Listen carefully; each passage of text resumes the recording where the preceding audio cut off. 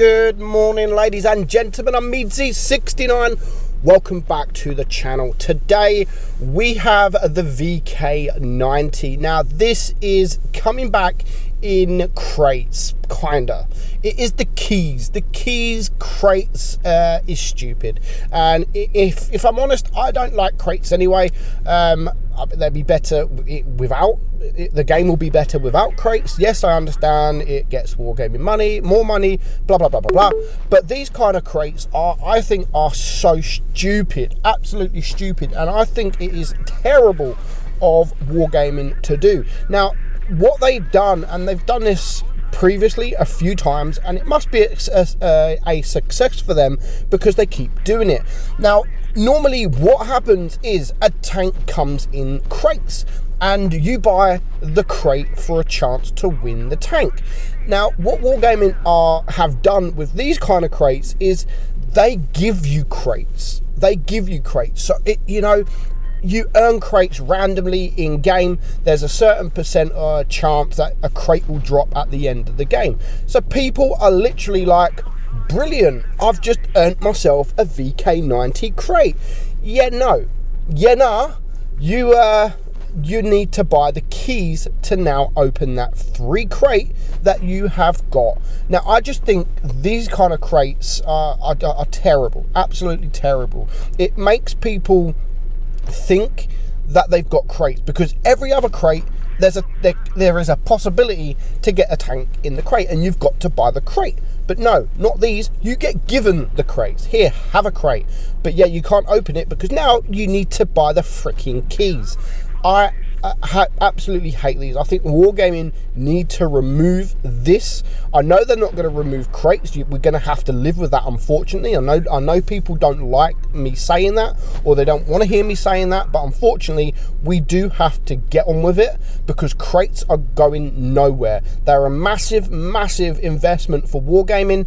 They earn them a lot of money, and they are, unless people just stop buying crates, they are going to continue doing crates, unfortunately. But yeah, wargaming need to stop these key crates, in my opinion. Let me know your thoughts. Would you rather this tank just comes in crates, or would you rather it come in crates but you need to buy the freaking keys to get the crates? Having said that, let's now talk about the tank. This tank, I think people underestimate this tank, the VK90. In the right hands, in the right position, this tank can be very OP. It is an amazing German heavy tank. It's got great armor profile, and if you put it in the right position, you will get bounces all day long. Don't underestimate this tank because it is absolutely incredible. And we're just going to show you this. We went to push front line here on purpose because I know there's a lot of tanks around, but I really want to show you the armor profile when put in the right situation. And already you can see we bounced 1000 damage. I didn't really think that the E100 and the E5 was going to push this far, but yeah, they did. And you see we managed to get the bounce from the E100. We are trying to angle up the best we can, but unfortunately my turret was just turned enough for the E5 to penetrate me. And at this point I thought, okay, I'm in trouble. I'm in big trouble, especially now that the E100 has pen. There's tanks behind me, they are everywhere, but my team are around this area, so I'm not safe, but I do have some backup. Now I do go for this HE shot into the 50B, which I absolutely fail, but we bounced 2000 damage, and that is what this tank can do. It is definitely a frontline tank. It is a frontline heavy. Go front, right at the front. You have 2597 hit points, which is enough.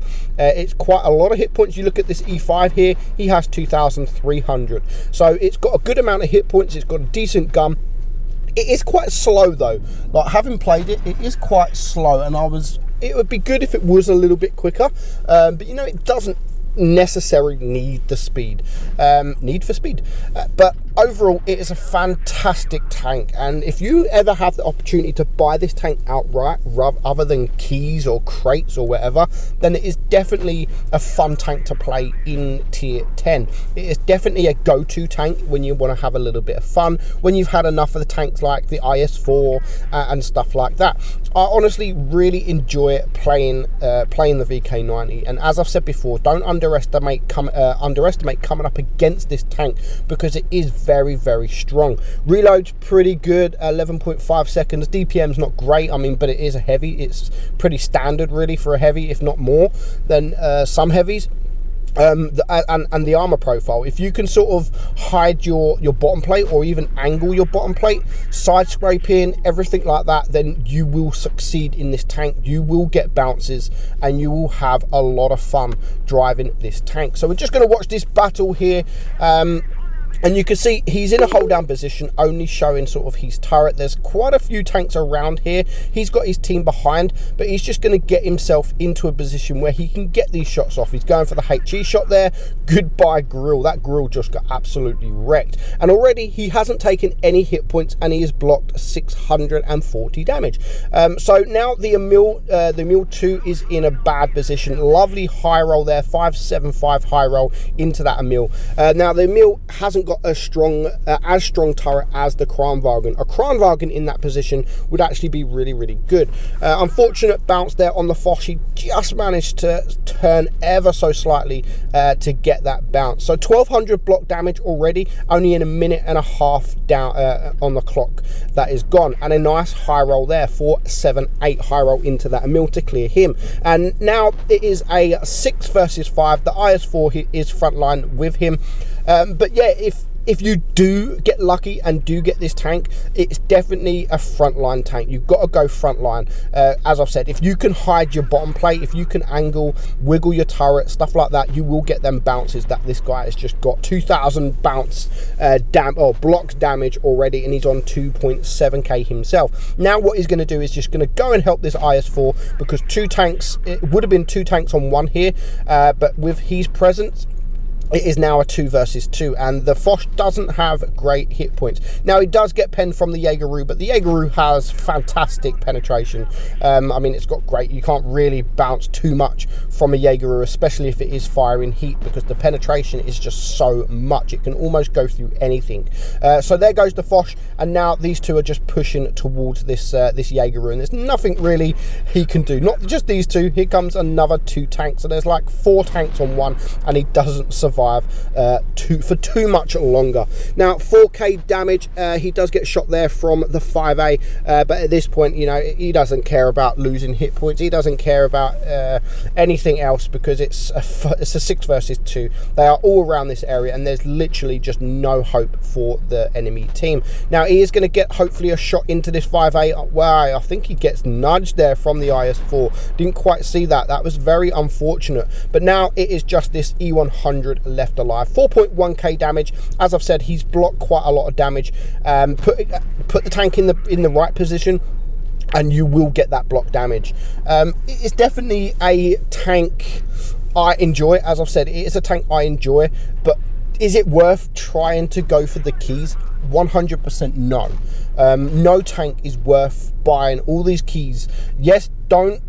Wargaming in a way is trying to manipulate you, like in saying, look, here's a crate, we're going to give you a crate, here, have a crate. Yeah, but now you need the keys, and I just think that is terrible for Wargaming to do. But I hope you enjoyed the video, guys. Don't buy the keys. Don't buy the keys. You may get the crates, but don't buy the keys. Hope you enjoyed it. I'm Meadsy, and I'll catch you all soon. Bye bye.